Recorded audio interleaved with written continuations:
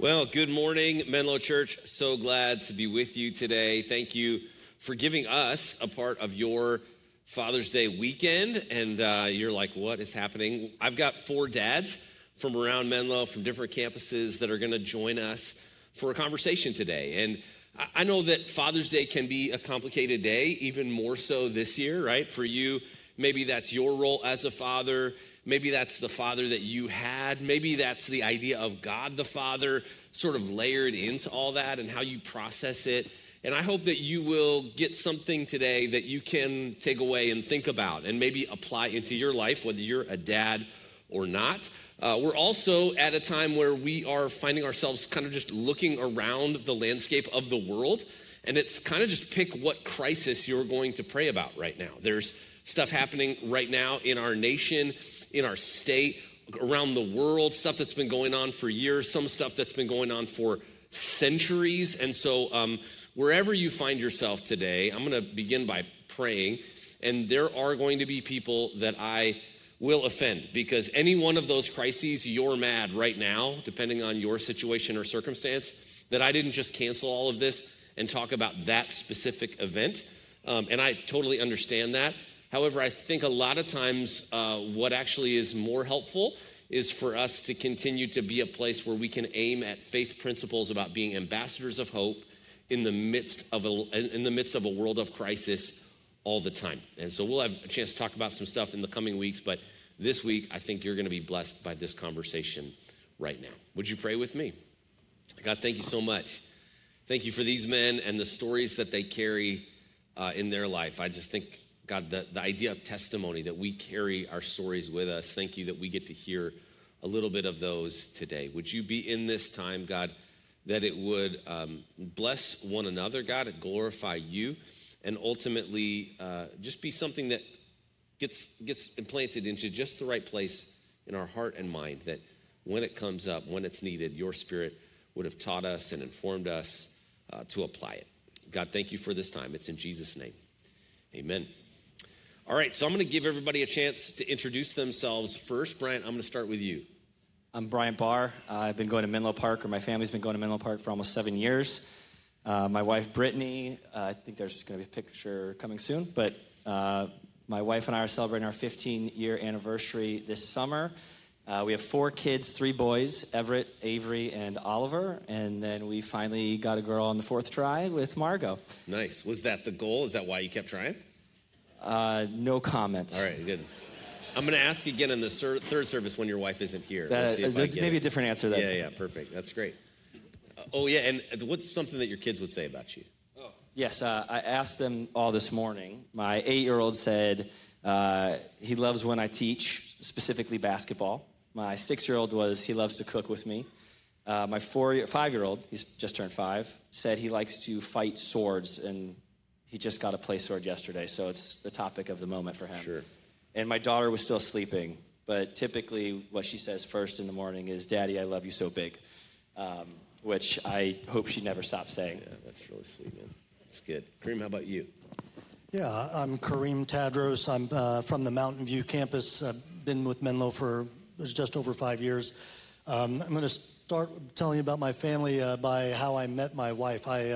My family immigrated from Cairo, Egypt back in the 70s, population of about 5 million, moving to a small town east of St. Louis in southern Illinois called Mount Vernon. There's population of less than around 10,000, let's say.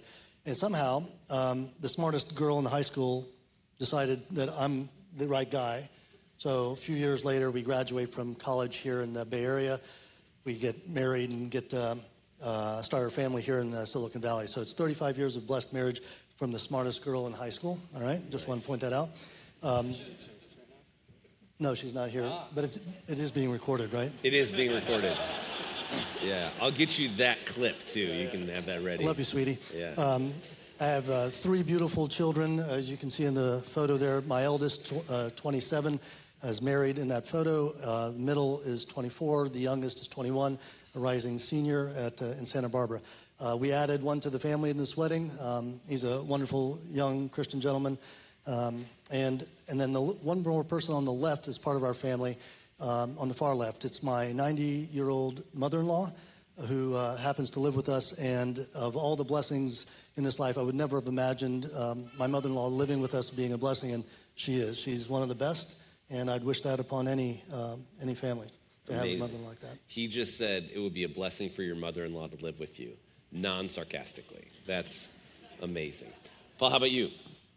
I'm Paul Sakamoto, and I'm from the Saratoga campus.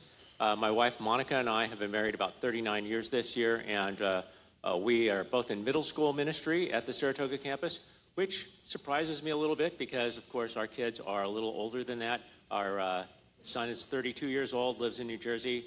Our daughter's 29 years old and lives in the area here. They're both married.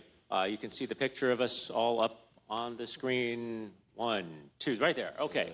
So from the left, you see myself, Monica, Tyler, son Rex, Chip, and daughter Julia. Here's a handy hint. If you ever want to get your adult family together, make sure that you have a timeshare on Kaanapali. Okay? Works really well, and even aside from that, we get together all the time. I'm super happy that our kids will actually talk with us every week. You know, it's not like it's a thing where you have to go pry. And I think the last thing was, what would they say when I asked them? My daughter said, "Dad, please try to not fall asleep like you did when you were helping me with my homework when I was a kid." And our son said, "Go get him, and remember, you're still the guy that I would call when I was trying to decide between Makita and DeWalt tools," okay? So, there. That's good. Which one, DeWalt or Makita? It depends. Okay, all right. That's good. It depends. I have both myself. That's a good Father's Day If anyone answer. wants to talk about that, there's a lot of coffee out there. We can get through it. That's good. Ben, how about you? Hey, I'm Ben, and I'm from San Mateo. Yes. And those are my 3 girls in the third row over there. Amazing. Thank you. That is awesome. Thank you. Incredible. So I married Elaine, and she's actually across an ocean right now on a business trip. But my 3 daughters are here, so they are 16, 14, and 14. So I'm very much in the middle of the teen years. And they're named Alexa, Bethany, and Caitlin. So if you caught that, that is A, B, C. That is in alphabetical order. That is by birth order. That was something I asked my wife to do, and she said yes. And yes, I'm an engineer. Right? So. Are they sitting in that order right now, too? No. Okay. No, almost, not Rebellion. quite. Rebellion. Not quite. When they were younger, I had a 6-sided die that I wrote ABC on, and whenever they kind of fought over what to eat, or who had to eat it first, I would roll the die, and whichever one came up first, that would be it. So Got it's it. like a fair thing. So I guess I kind of set up systems like this. Yeah.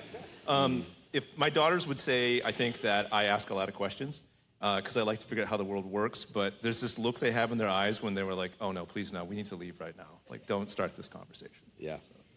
I'll look for it during this panel discussion. That's perfect. Thanks for sharing that. Well, we're going to ask a few questions of different guys, so we'll start over here. Bryant, tell us maybe a moment that for you felt kind of sacred or a holy moment where God uniquely showed up for you as a dad. Yeah, when our first son, Everett, was born, when he was delivered, his heart rate was about 300 beats per minute, sky high, and he was swept off to the NICU. And we were there for a little bit longer than we had planned. And as a first-time father, you have no idea what you're doing anyways. But when they sent us home with a stethoscope and said, just check his heart rate at home, and if it gets high again, come to the ER. And so went home, anxious, nervous, feeling all the feelings. And sure enough, a week later, heart rate elevated, wouldn't come down, go to Stanford ER, and checked into the NICU, eventually moved into the cardiovascular ICU. But there was a moment in time when we were in the NICU, my wife and I, and they couldn't figure out how to get his heart rate down. Nothing seemed to be working, and they couldn't get an IV in his arm to administer medication. And ended up having to shave the hair off the side of his head because that's the only vein they could get a needle into. And I remember a doctor very vividly putting his hand on my shoulder and saying, like, "Don't worry, we've got this." And there was something about that moment that just brought immense peace, as if it was God saying that to my wife and I. And that was something that I have held on to for many, many years, because it took a year and a half for them to figure out the right dosing and medications that would get his condition under control. There was a moment when we were visiting my family in Maine that we had to call an ambulance and 911 and get him rushed to the hospital. There was a 9-hour ablation when he was 6 years old. And for whatever reason, that one doctor in that one moment just put me at peace. And you learn in these moments that there's some things that you just have zero control over. And the only thing that you can do is lift it up to God and trust that he is in control. And, you know, the outcome is his will, and what his will be done. Yeah. And he's doing good today.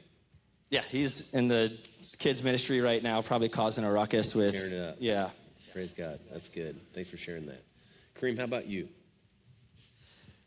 Yeah, so a moment where God showed up. So I have 3 children that are in their early to mid-20s, and somehow I've survived this long without having except one serious life conversation, which is pretty amazing considering how children go through all kinds of life's challenges. But this particular conversation, those of you who've had these, I won't give you any of the details other than to say that it was extremely emotional. I had a lot of anxiety, fearful that anything I would say that would just amplify those anxieties, create further anger and hatred or worse. What I did, I found myself praying, and not just praying, but asking others to pray for me, and just leaning into the fact that I don't have control. And so I surrendered it to God. Fast forward to the conversation, and it was heavy. It was tangled. There was a lot of pause and empathy and self-control, but somehow in the midst of that, I felt this overwhelming peace, something I couldn't explain, something that I at the end of the conversation, I just did not know how it ended so as well as it did, other than to say that I knew that God was present. There's no doubt at this time. But that moment convicted me more than any other that whether it be fatherhood or marriage, putting God in the center of the conversation makes life easier. That's a good word. That probably informs your answer to the next question I'm going to ask you, Karim, which is, for you, like, if you think about fatherhood over the decades, how has it refined you as a person? You know, for those of us who are fathers, it's kind of interesting. There's no formal training required. We can just literally just start a family. Yeah. With the help of, my wife. But the point is, I wonder how she would feel about that framing. I'm sure you're going to hear about it on the rerun on Yeah, this. yeah, it's going to go on yeah. and on. No, but the point is, it's there's a lot of things in life that you have to get formally trained for, and here we are as parents, as fathers, learning how to do it. And frankly, because there's no formal training, there's not even an apprenticeship program unless you consider growing up in a home with parents as an apprenticeship, which I was fortunate to do. Unfortunately, though, both my parents died before started the family, but I did see my father's earmarks in my fathering style. And what I found is that at the end of the day, the realization that everything I do is being watched, whether it's something good or bad, it's with my work, with my relationships, when I'm in sickness or in health. Children are watching, and that role modeling goes all the way. And why I'm here today is when I lean into my faith and when I don't. And it's the realization that if I want them to follow the Lord and understand what pieces that they can find, I need to role model it first. It reminds me of a recent message from the pulpit here, or the message that you gave, of how in the midst of all the noise, we can't turn down the noise, but we can turn up the peace. Yeah. And that's my hope for them, is that they know how to do that. It's good. He remembered a point that I preached several weeks ago. That's incredible. Wow, way to go. How about for you? Yeah, I'll shake your hand for that. Absolutely. Brian, how about you, man? How would you say who you are as a person has been refined by being a dad? Yeah, it's piggybacking off of what Karim said. It's being a dad has kept me accountable in my faith. I was fortunate to grow up in a faith-based home where my dad, still to this day, every night before bed is in the Word reading his Bible. And I saw that over and over and over again. And there's no better job than being a dad. And for my wife and I, our number one goal or hope for our kids is that we show them Jesus. We don't tell them about Jesus. We do that, but you show them Jesus, and that they are in a position when they get older to be in their own personal relationship with Jesus. And so as I go throughout my day, it's everything that I do has an opportunity to show my kids Jesus. And so when I'm doing my own Bible study, it's in the morning and lasts just long enough so that they can see it when they come downstairs for breakfast. Or when we get our small group together at our house and I'm putting the kids to bed and we're rushing them into bed because it takes a while with 4 kids, that they know that we're doing this because we have friends coming over to talk about the Bible and the Word. And when we put them to bed at night and we say our prayers, in my head, I kind of run through the day and I'm thinking, were my actions today actions that will lead them a step closer to knowing Jesus, or were my actions something that maybe took a step back? And it's a constant scoreboard. It's no winning and losing in that, but can I move directionally forward so that one day they come to know Jesus in the way that my wife and I have through our lives? Yeah, thanks for sharing that. Obviously, anybody in life carries lots of different weights and challenges and obstacles, but as a dad, there's plenty of things pulling on you 1,000 different places. So Paul, maybe give us your thoughts on what's helped you stay anchored as a dad.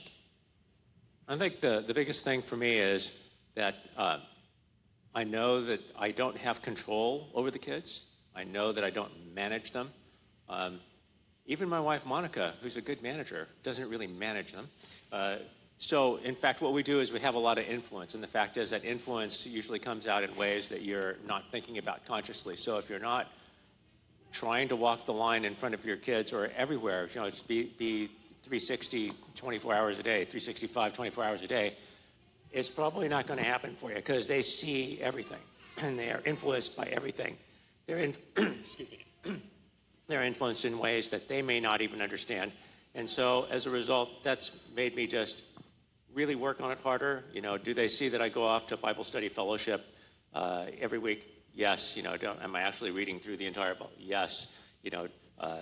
Would they appreciate that faith very much if they didn't see any visible signs? Probably less so, right? So that's kept me going even when frankly, there's moments when you don't feel like it, right? And the other thing I think is, I grew up in a kind of a command and control family, which is, I'm a little older than these guys. My father's a World War II veteran. As I was saying to some folks earlier, he was in the U.S. Army in World War II, in case anyone's, wondering. And it's a longer story, but the fact is, command and control seemed to win that one. Why won't it win the family battle too? Okay, well, not so much today. Okay, not so much today. And so that's one of the things I have realized, and you have to kind of lean on God and lean on that faith.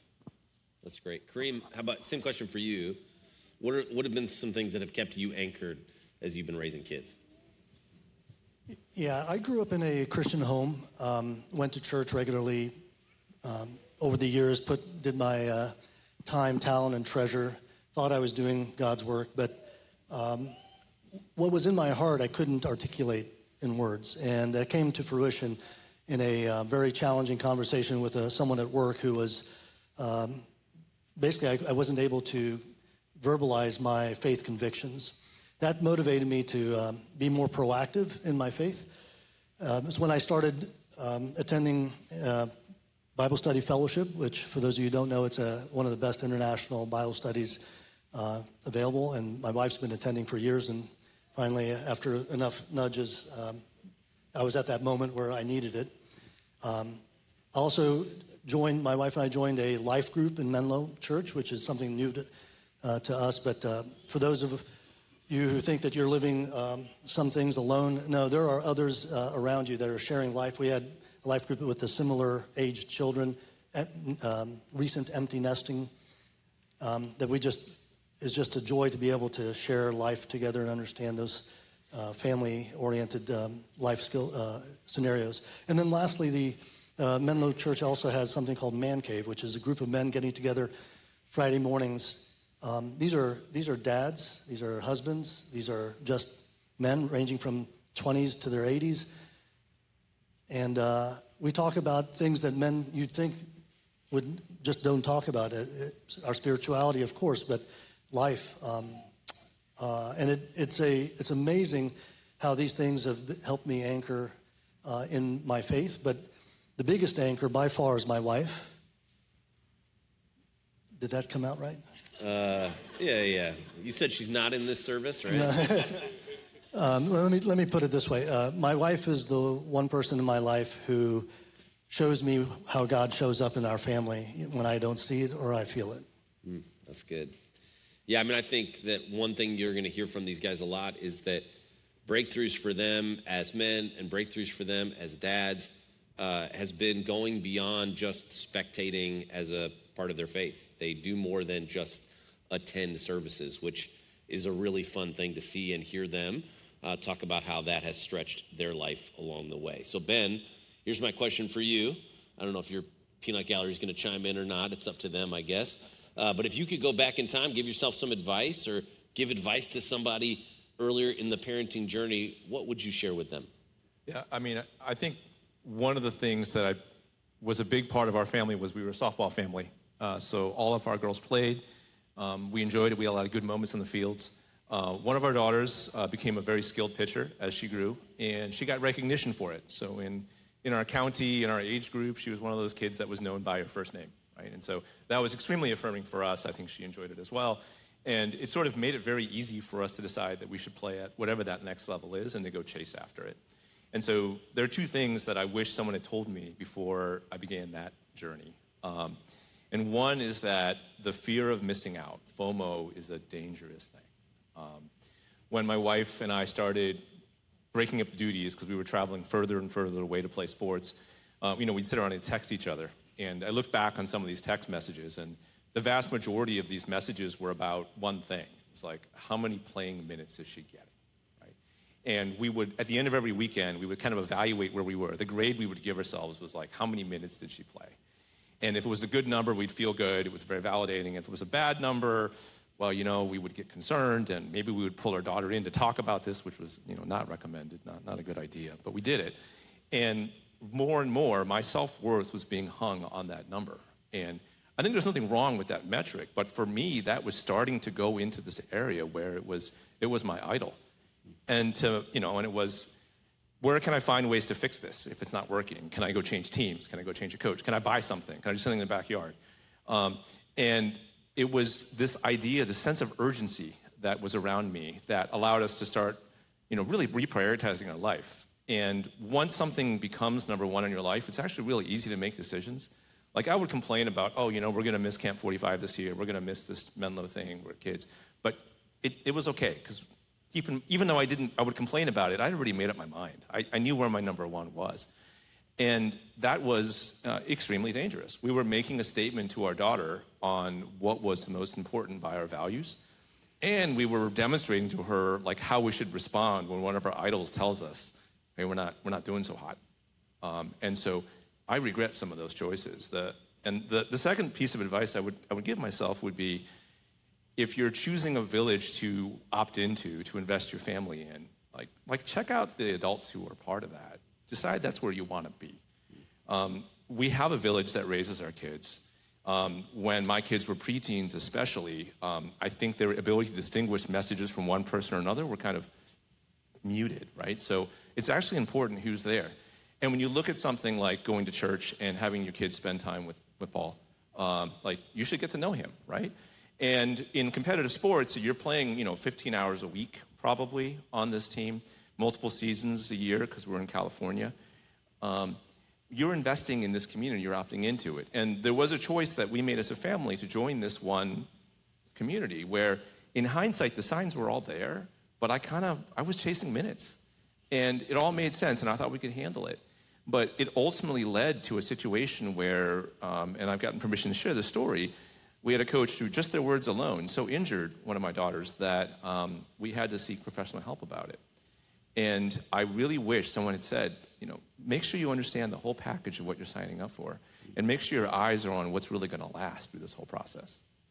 Yeah, that's a good word. Thanks for being willing to share some of that. Thanks for giving your dad permission to share that. I think that, we have this false notion that idols, false gods in our life are only bad things. But I've heard it put this way, that the most insidious idols in our life are just good things that have no limits, that any good thing in our life that has no boundary actually is an idol. And we live in a culture that says, take the good and just keep adding, that more is always better. And unfortunately, I think we have to learn the hard way sometimes that that's not true. How about for you, Paul, if you could go back and give somebody some advice or give yourself some advice, what might you share? Well, similarly, I had a big idol, which was work, and just actually retired late, at 68 a couple years ago. The thing I didn't understand was there is no catch-up. You have a finite amount of time, and although intellectually you know that, I think when it comes to your kids, you can't put off, well, we're going to skip this year, we're going to come back later, we'll get more time later. There is no later, there's only now, and the fact is I didn't know what I was doing at the time, as Bryant was saying, but you know what you did, and I have a lot of dids. And so the thing I found is really kind of having dinner with your kids via Skype. Skype is, for those of you who don't know, it's what we used to use before there was other stuff, okay? From across the country is, not really the same as actually being there to actually present in their face and be able to help them with their homework. My daughter wasn't joking when she talked about narcolepsy. I'd sit there struggling, trying to help her with her math, and it would wake up later, right, on the floor. So that's one thing. And the other thing I think is, I mean this in a light sense, so hopefully it doesn't strike a weird chord with someone someplace, but this is a piece of advice that someone actually did give me. They told me, said, if your kids are completely healthy and everything goes well and nothing ever really bad happens, and you seemingly have that sort of average normal life with your children, you have no understanding of how many times you're going to go to the emergency room at the hospital. And I said, oh, come on, Alex, you're kidding. And actually, Alex was right. We do know how to get to the emergency room. Everyone turned out okay, but it's just one of those things. There's all of this stuff that happens that you have to get through it. You have an idea, but you don't have a plan necessarily. Yeah, I heard between services somebody was sharing with me, and they said, every parent is a rookie forever. Like, you've never experienced that child at that season before. And I was like, if your goal was to make me feel better, that was unsuccessful. So, yeah. So I wonder for you, Ben, tell us maybe ways that you feel like you've gotten to kind of grow up alongside your kids a little bit. Yeah, so one of the coolest parts of being a dad is feeling that you are growing up with your kids. And when my kids were younger, that was actually pretty straightforward. I think that I felt, at least, that I was the center of their life. I thought that if they had a problem, they would know to come to me. But as they started becoming teens, that changed. It was more important what their friends thought than maybe what I thought. And I felt trouble connecting. And so I was trying to figure out what to do about this. And I found out that there were some positions open for volunteering at the high school ministry here. And one of the things that's been a big influence on my kids' lives is the students program here at Menlo. And I saw how it had changed them, and I was excited to maybe be a part of this. And so I asked one of my daughters if it would be okay if I volunteered. And we had this conversation where she said, Dad, well, you can do this, but can you make sure that you're on the other side of the room, from where I am? I'm like, yeah, I think I can do that. And I'm like, well, and also if there's a trip, can you make sure that we're not in the same van? Because I don't think, and I'm like, yeah, okay, I can do that. So, and so with her permission, I started going. And for me, it was this really big change because I showed up for 2 hours leading, and I put that in quotes, because what leading really means here is just listening and being present in the lives of the students who are there. And where I come from professionally, leading means having an agenda, telling people what to do, having people listen to you, and that's not at all what it's about. And so for me, it was really important to be able to witness that.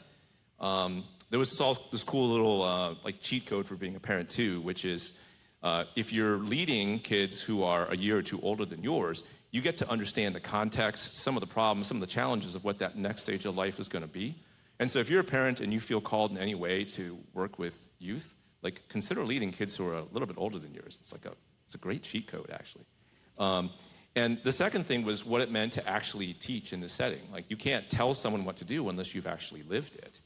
And so last fall, we were talking about various spiritual disciplines, and one of the homework assignments we gave our kids was, you're going to go and let's all learn what the Sabbath is about and why we do this. Let's try it for 1 week, pick a time and do it for a couple hours. And we're going to come back and talk about it as a group. And so I talked about this and went, oh, shoot, now I got to do it. Because for my whole life, I'd found some excuse about why I didn't have to do this. And to make a long story short, I learned a lot about myself in that process that began this journey for me that helped me understand that I have sort of another idol in my life, which is being productive. And that for me, this discipline of doing the Sabbath, which I was teaching my kids, forced me to recognize that I was supposed to sit under God and recognize that for the time I was resting. And so the cool part was I was able to share this while I was kind of being formed. And I was able to do this with not just like my immediate family, but also like my general community family. That's great. I would love to see what would happen if you showed up to student ministry with a printed agenda. Like, hey, everybody. Oh, I tried that, and it doesn't work. It doesn't work. Yeah. Well, this is obviously a really fun conversation, one that we could have all day together. And I hope for you, something's resonated that you've heard, and you're going, I'm going to take this away into my parenting, into my marriage, into my key relationships. And I would say, even if you're not a parent, just know like you get to be a part of being a safe place for kids. I grew up in a dangerous home, and the safe people in the church that I grew up in were the people that God used primarily to help shape me and really help me navigate through some really tumultuous times. So thank you so much for being a part of a community like that. I do want to give the fellas just one more chance to give you something maybe you can pray for specifically for them, but I'm guessing maybe you're going to go, maybe I need to be praying that for me, or I need to be praying that for the dads in my life. Bryant, I'm going to start with you. How can people be praying for you in this season? Prayer for empathy. I think as you raise kids, you learn that not every one of your children are the same. They don't react the same. They don't feel the same. My 8-year-old, very logical. If this, then that. My 6-year-old wears his heart on his sleeve. And, you come home from work, it's stressful, tough day, whatever the situation may be, and your kids just want dad. They just want to be with you. They want to experience things with you.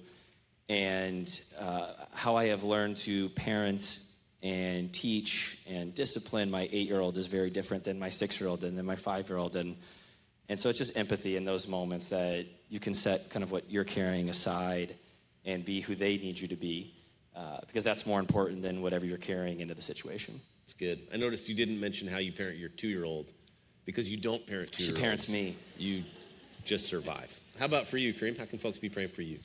Yeah, for me, as the children are rarely around anymore, empty nest scenario, the fleeting moments that we do have, I just request prayers for wisdom of how to be present, what to say, what not to say, just to enjoy the moments. And at the end, hopefully reflect God's love such that they will draw closer to God themselves. That's a good word. How about for you, Paul? Well, my kids are the oldest ones that any of us have around here, and that makes sense since I'm the oldest person by some margin. But in any case, being 29 and 32 and being married and on their own and being successful professionals and having their own health care plans and paying taxes and everything, yay. It's a different relationship. They're my kids. I want to tell them, you should be doing this, think about the other thing. But at the end of the day, you sort of have to remember, most of the time they're getting along fine without that extra advice. If they need help, they'll come and ask you, and my kids do. And if I want to keep that happening, the thing I need to remember is answer the question that was asked, offer the help that was requested. And that's actually a difficult thing to do when you spent 4 or more decades actually being paid to go off and preemptively going in and offering advice and doing things. So that's kind of a big change. And I think just in general, just for continued health for everybody and just continue to have the great and loving family that we do, especially with my wife, St. Monica, if you're watching. That's great. And then how about for you, Ben? I feel like my family's at this really interesting inflection point. My kids are old enough where we're an active part of our community, and we're still trying to figure out how to be present as a family for our community. And I want to figure this out before they all leave. Yeah. How can we love families around us? What can we do? And so hi San Mateo, if you see us, say hi. That's good. That's very good. Well, I'm going to pray in just a second, but would you join me in saying thank you to these guys for giving up their Father's Day morning to be with you?